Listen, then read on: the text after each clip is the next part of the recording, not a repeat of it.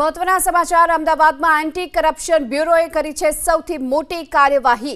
Ahmedabad chief fire ઓફિસરની લાંચના આરોપમાં ધરપકડ અને એમનું માર્ગદર્શન મેળવીને આ કેસમાં આગળ વધેલા અને આ જે આરોપી છે અમિત આનંદરાવ ડોગરે કે જે ચીફ ફાયર ઓફિસર છે અમદાવાદ મ્યુનિસિપલ કોર્પોરેશનની અંદર વર્ગ 1ના અધિકારી છે અને એમને જે વચ્ચેના જે પ્રજાજન છે ભાવસિંહ પ્રતાપસિંહ ઝાલા, તો આ ભાવસિંહ પ્રતાપસિંહ ઝાલાના માધ્યમથી એમને લાંચની માંગણી કર્યાની હકીકત ધ્યાનમાં આવતા અમે તારીખ 7-8ના રોજ સાંજના સમયે આ બાબતે ડેવલપ કરી અને જ્યારે આ પ્રજાજન છે ભાવસિંહ પ્રતાપસિંહ ઝાલા એ આ ફરિયાદીની સમક્ષ આવેલા ત્યારે એસીબી ટીમે એમને એ વખતે લાંચના નાણાં સાથે ઝડપેલા અને એ વખતે એમની જે ફરિયાદ હતી એ મુજબ બિલ્ડિંગ દીઠ એનઓસીના ફાયરનું જે રિન્યૂ કરવાનું હોય છે, ફાયરની જે રિન્યૂ પોલિસી છે એ મુજબ દર 2 વર્ષે બિલ્ડિંગને ફાયર રિન્યુઅલ કરવાનું હોય છે।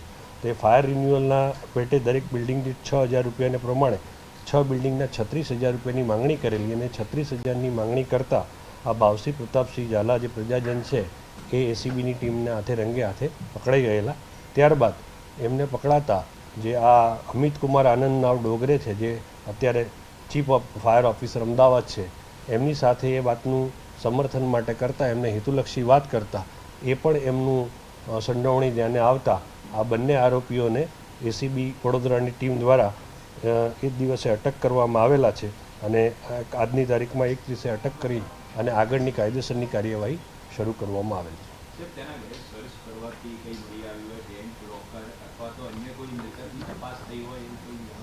હા, એ બંને જગ્યાએ કે જે આ ડોંગરે છે એમના ત્યાં અને ઝાલાના ત્યાં અમારી ટીમો દ્વારા ત્યાં એમનું ત્યાં રેડ કરી અને ડોંગરેના ઘરેથી કુલ 1,10,000 રોકડ અમને મળેલ છે અને જે આ પ્રજાજન છે ઝાલા એના ત્યાંથી કોઈ રોકડ મળેલ નથી, પણ એના ઘરની ને બધી સર્ચ યાદીના આધારે જે આગળની તપાસ છે એમાં બેંક લોકરની તપાસ છે એ આગળની તપાસ અમારા નાયબ નિયામક અમદાવાદ શહેરના માર્ગદર્શન હેઠળ મેવાડા સાહેબના માર્ગદર્શન હેઠળ એમના પીઆઈ વાળા સાહેબ કરી રહ્યા છે। એ આગળમાં બેંક લોકરની એની કાર્યવાહી કરશે। એસીબીના આગળની તપાસ અમારા નાયબ નિયામક અમદાવાદ શહેરના કરી રહ્યા છે, આપને આવશ્યક કહેશે। કાર્યવાહી કરવામાં આવશે કારણ કે અત્યાર સુધીમાં પોતે જે પોતાનો કાર્યકાળ લગભગ 1-1.5 વર્ષથી વધારે રહેલો છે અમદાવાદ શહેરની અંદર, અત્યાર સુધીમાં કેટલી એનઓસીઓ આપી છે, કઈ રીતે આપી છે એની તપાસ એસીબી કરશે અથવા તો સંલગ્ન કોઈ વિભાગને જાણ કરવામાં આવશે કે કેમ? એસીબી આ બાબતની કાર્યવાહી કરવા માટે અમદાવાદ મહાનગરપાલિકાનો સંપર્ક કરી જેટલી ફાયર એનઓસી અમિત ડોંગરેના કાર્યકાળ દરમિયાન અપાઈ છે એ બધાની તપાસ કરવામાં આવશે। એમાં કોઈ જો ભ્રષ્ટ વહીવટ થયો છે તો એ દિશામાં તપાસ થશે। અત્યારે જે તપાસ ચાલુ કરી છે એમાં ટેકનિકલ તપાસ માટે એમના બેંક લોકર એક લોકર છે એ એક લોકર એને સીલ કરવા માટે અમે બેંકને લખી દીધું છે। બાકી એ બાકીના 3 અલગ અલગ જગ્યાએ એકાઉન્ટ્સ ધરાવે છે એ એકાઉન્ટ્સને પણ ફ્રીજ રાખવા માટે અને કોઈ જાણ કરી અને પછી એમાં ઉપાડ થાય એ બાબતની કાર્યવાહી કરાવીએ છીએ। 7 દિવસના રિમાન્ડ માગવા માટે આજે આરોપીને નામદાર કોર્ટ સમક્ષ રજૂ કરવામાં આવશે। ટેકનિકલ તપાસ સૌથી વધારે એમાં મહત્ત્વની છે કારણ કે બેનામી સંપત્તિઓ ધારણ કરી હશે તો એ પણ ટેકનિકલ ટ્રેલના આધારે ક્લિયર થશે।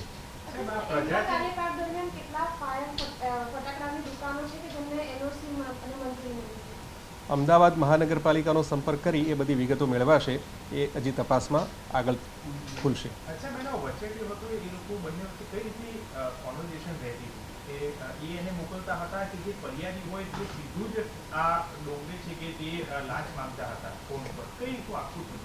જનરલી આ જે પોર્ટલ છે આના માટે જે રાજ્ય સરકારનું રિન્યુઅલ માટેનું જે પોર્ટલ છે એની અંદર જ્યારે પ્રજાજન અરજી કરે ત્યારે પોર્ટલની અંદરથી એના જે ફાયર ઓફિસરને આ ફળવાતી હોય છે, ભાઈ ફાયર ઓફિસર એ જગ્યાની વિઝિટ કરી અને એનું પોર્ટલ ઉપર ચડાવતા હોય છે, ત્યારે અંતે પોર્ટલ ઉપર ચડી ગયા પછી એ આખું જે છે આ ડોંગરેના જોડે આવે છે અને ડોંગરે જોડે જ્યારે આવે છે ત્યારે વચેટિયા જે આ ઝાલા છે એ એમના સંપર્કથી જો એની અંદર જે કોઈ લાંચની જે માગણી થતી હોય એ પ્રમાણે એમનો વ્યવહાર સંતોષ આવે તો આગળની કાર્યવાહી કરતા હતા। એ પ્રકારની માહિતીના આધારે આ કેસ કરવામાં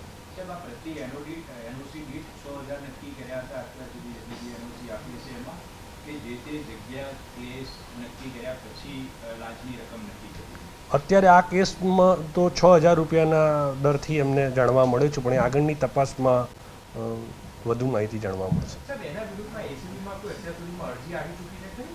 આ બંને કોઈ બી વચેટીઓ છે કે અથવા ચીફ ફાયર ઓફિસર વિરુદ્ધમાં? અમિત ડોંગરે 2 વર્ષથી જ અમદાવાદ મહાનગરપાલિકામાં જોડાયેલ છે, હજુ પ્રોબેશન ઉપર હતા. આ સિવાય એમણે રિજનલ ફાયર સર્વિસીસમાં નોકરી કરેલી છે. રિજનલ ફાયર સર્વિસીસને આ ફાયર સર્વિસીસ માટેની એનઓસી આપવાનું કામ છે એ જ્યારથી ડીસાની ઘટના બની છે ત્યારબાદ આ બધી એક્ટિવિટી વધારે અમલમાં આવી છે અને લોકોની સુરક્ષા માટે આ જરૂરી પણ છે. તો જ્યારથી એમણે ચાર્જ સંભાળેલો ત્યારથી આ બધી એક્ટિવિટી બહુ વધારે પ્રમાણમાં ફૂલી ફાલી નહોતી, પણ જ્યારથી ઓનલાઈન પોર્ટલ શરૂ થયું ત્યારથી એમણે પોતે સંપર્ક કરવાને બદલે વચેટિયાઓ દ્વારા સંપર્ક કરવાની આખી પદ્ધતિ અપનાવેલી છે. અગાઉ પણ અમદાવાદ મહાનગરપાલિકામાંથી ફાયર સર્વિસીસ માટે એનઓસી માગતી કેટલીક અરજીઓ હતી, તો એના ભ્રષ્ટ વહીવટની અરજીઓ આવેલી પણ હોઈ શકે છે, એની તપાસ પણ થયેલી છે. પણ જે વચેટિયા દ્વારા માગણી કરવામાં આવે છે એમાં સીધા અધિકારી ક્યારે માગણી ફરિયાદી પાસે નથી કરતા, ત્યારે એ પુરાવાના અભાવે એમના ઉપર સીધી કાર્યવાહી થઈ શકતી નથી. પરંતુ જ્યારે સચોટ પુરાવા મળે અને ટેકનિકલ પુરાવા આવે ત્યારે આવી રીતે કેસ દાખલ થતો હોય છે અને આગળ કાર્યવાહી થતી હોય છે. ખાનગી વ્યક્તિ જે ભાવસી ચાલા એ કોણ છે, એનો બેકગ્રાઉન્ડ શું છે, ફાયર સાથે ભૂતકાળમાં જોડાયેલો છે કે પછી અમિત ડોંગરે આવ્યા પછી એ ફાયરમાં એક્ટિવ થયો, એનો રોલ કેવી રીતે પ્રસ્થાપિત થાય? હાલના તબક્કે તો આપણે હજુ એની જે ઇન્ટ્રોગેશન કરશું ત્યારે ટોટલ માહિતી મળશે. અત્યારે અમે જ્યારે ફરિયાદ દાખલ કરી ત્યારે તો એના વતી ડોંગરે વતી આ લાંચ સ્વીકારવાનું કામ કરતો હતો, એટલી માહિતી અમને મળે. કેટલા ટાઈમથી સંપર્કમાં છે? આજે જે થોડીક ઘણી તપાસ થઈ છે એમાં એવી જાણકારી મળી છે કે આ ભાવસી છે એ નાનું મોટું ફાયરનું કામ કરે છે. વસ્ત્રાલ વિસ્તારમાં અમદાવાદમાં રહે છે, પ્રજાજન છે, કોઈ સરકારી નોકરિયાત નથી. પણ જે ભ્રષ્ટ રીતિ અપનાવવામાં આવી છે આ ફાયર સર્વિસીસ દ્વારા, એમણે આવા જે ફાયરનું કામ કરી રહ્યા છે એવા લોકો પાસેથી જ ફાયર સર્વિસીસનો માલસામાન ખરીદવો, એમના મારફતે જ એમનું પ્રકરણ કન્સલ્ટન્સી સ્વરૂપે મૂકવામાં આવે, આવી પદ્ધતિઓ પાડી દીધેલી છે.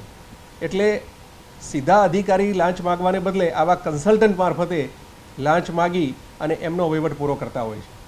અને ખાનગી ફાયર સેફ્ટીની દુકાન કે ઓફિસ કે એવું કંઈ છે આ ઝાલાનું, એ કેવી રીતે આ બધા નીતિ નિયમો અથવા કેવી રીતે આખી પ્રોસિજર પૂરી કરવા? એ તપાસનો વિષય છે. હજુ તપાસ એક દિવસ પણ પૂરો થયો નથી. એ ધીમે ધીમે તપાસમાં બધી વિગતો બહાર આવશે.